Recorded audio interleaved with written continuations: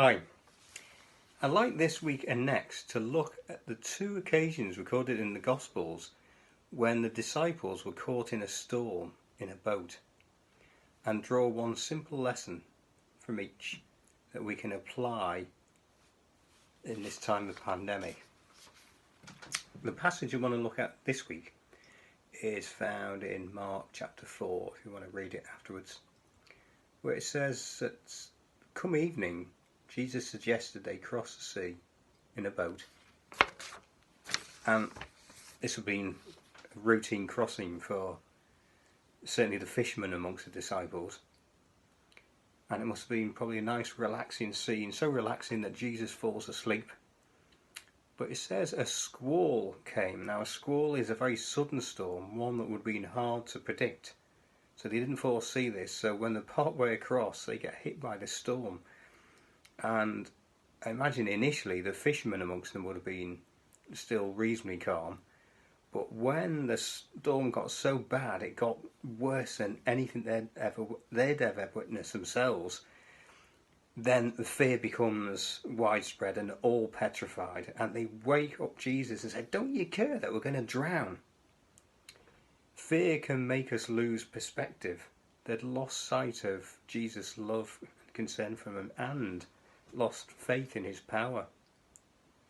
It was soon put right when, with just one word, Jesus calms the storm.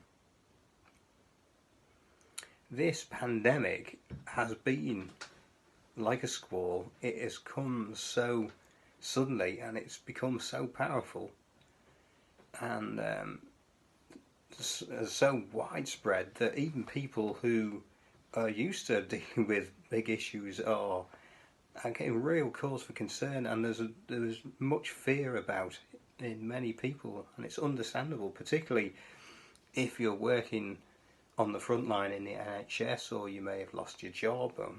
There's so many challenges and threats posed by it. But Jesus will want to say, do not stress.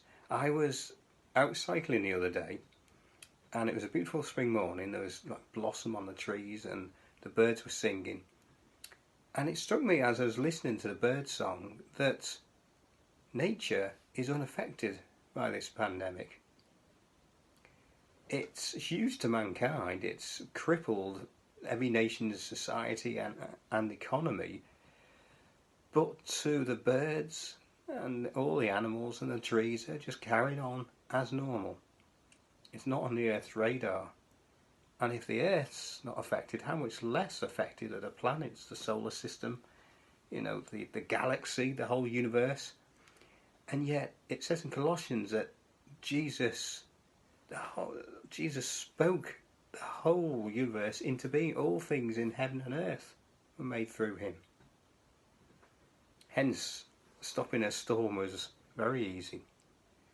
So if Jesus is so powerful as to speak the whole universe into being, the difference between the power and authority Jesus has and the power of this pandemic is vast.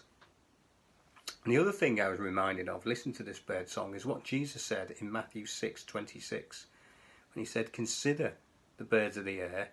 They don't sow, they don't reap, they don't store toilet rolls in barns, yet your heavenly Father feeds them.